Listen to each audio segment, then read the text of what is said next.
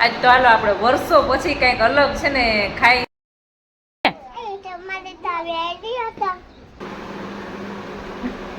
Hello દોસ્તો, good afternoon.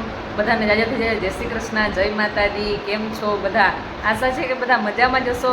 અને જો બપોર થઈ ગયા હતા ને આપણે આવી ગયા હતા જમવા. અને તડકો તો જો બારે કેવો તડકો હે કામાસી. બધા મોજમાં જ હોય. જમી લઈ હાલો. આવા તડકાના માસી આ ખેતરે કામ કરતા હોય, બધા કામ કેમ કરતા હે? પવન આવે તડકો ના લાગે એવું હોય? ના ના, તોય તડકો તો લાગે ને. પણ કાયમ કામ કરતા હોય એને વાંધો ના આવે બહુ, કા? બરાબર. હા, વાડી રહેતા હોય ને એને અમે મજા ના આવે કામ કર્યા સિવાય. બધાને એને એને ટૂંકમાં એને તડકો ના લાગતો એમ રોજ કામ કરતા હોય. સાચી વાત છે. જો આ રોટલા તો જ આપણે ખાઈ હકી, કા બધા ખેતી કરે. હા. આજ તો હાલો આપણે વર્ષો પછી કંઈક અલગ છે ને ખાઈ છે. જો આ ગોળ અને ભાત. ખરેખર કોઈ ગોળ છે ને એ ખાવો જોઈએ, પણ આપણે છે ને કોઈ ખાતા નથી. નાનપણમાં લગભગ ખાધું હશે, એ પછી આપણે ગોળ ને ભાત ને એ કંઈ ખાધું નથી. આજ ખાવું છો કામાસી. ગોળ ને ભાત સારું ને ખાવામાં મજા આવે. ગોળ ને ભાત ને નાના છોકરા હતા એ જ ખાતા. કોણે કોણે ગોળ ને ભાત છે એ નાનપણમાં ખાધું છે કોમેન્ટ કરજો જરાક. ફ્લિપકાર્ટમાંથી એક વસ્તુ છે એ ઓર્ડર કરી હતી અને એ વસ્તુ છે એ આપણે આવી ગઈ. હમણાં કોલ આવ્યો તો આપણે હાલો એને રિસીવ કરી લઈએ.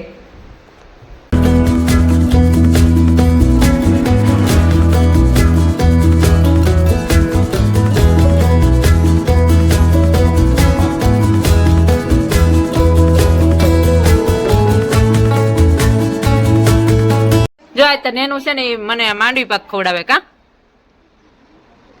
Thank you, thank you.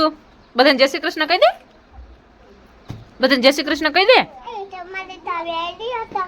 લાવ લાવ, માર ચાવી લાવ, પડી ગઈ. નેનું બેન છે ને હજી ઉઠા હે એટલે જરાક મૂડમાં નથી બોલવાનું કઈ, કા?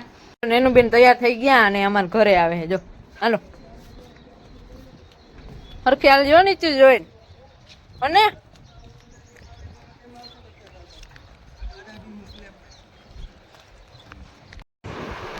હાલો તો હું ને નેનું હે ને જો બે નાસ્તો કરી હે પૌવા બટેકા ખાઈ. કા નેનું? હું ખા? હું ખા?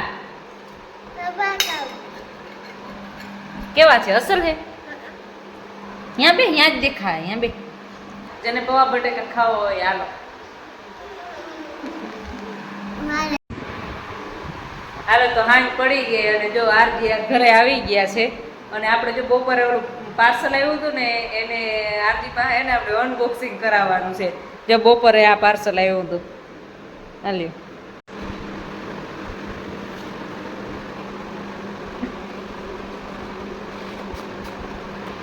જો તો અમે છે ને આ મગાવ્યું હતું. તમને બધાને ખબર જ હશે કે આ શું છે, બરાબર? ડિજિટેકના માઇક છે. જોઈએ હવે કેવો અવાજ આમાં આવે છે, કા? જોકે એમ તો હારા જ હે. આમ કરો તો પ્રાઇસ બતાવો તો.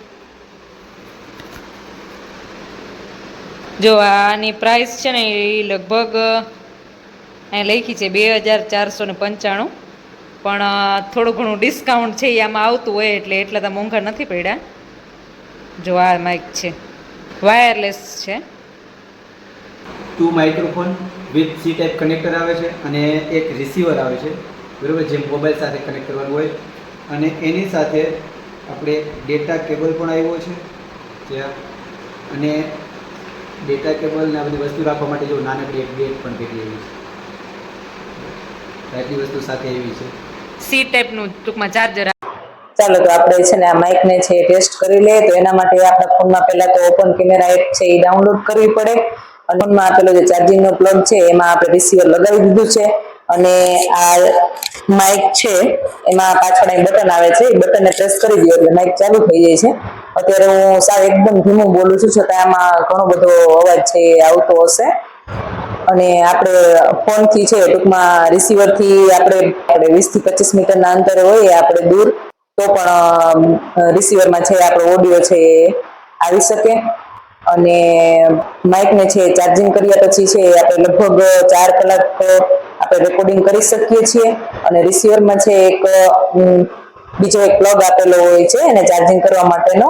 તો આપણે ફોનમાં કદાચ બેટરી થઈ રહી અને આપણે રેકોર્ડિંગ કરવું હોય માઇક દ્વારા, તો રિસીવરમાં છે આપણે પાવર બેંક દ્વારા છે ડેટા કેબલ લગાવી દઈએ અને ફોન પણ ચાર્જિંગ થાય અને આપણું રેકોર્ડિંગ પણ કરવું હોય તો આપણે કરી શકીએ. અને બધા માઇકનો એક ફાયદો તો હોય જ છે કે માઇકનું કામ શું છે તો કે ક્યાંક બહાર ગયો ભીડભાડ વાળી જગ્યામાં અથવા તો ઘરમાં હોય તો પણ આપણે પંખાનો અવાજ આવતો હોય છે, બરાબર, પંખાની હવાનો અવાજ આવતો હોય છે.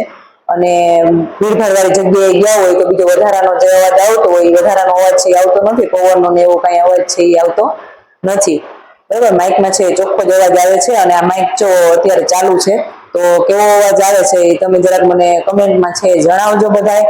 તો આપણે ટ્રાય કરી લઈએ કે માઇક વગર છે કેવો અવાજ આવે. તો આપણે ફોનમાંથી છે રિસીવર છે એ કાઢી લઈએ અને પછી જોઈએ કે માઇક વગર છે અત્યારે કેવો અવાજ આવે.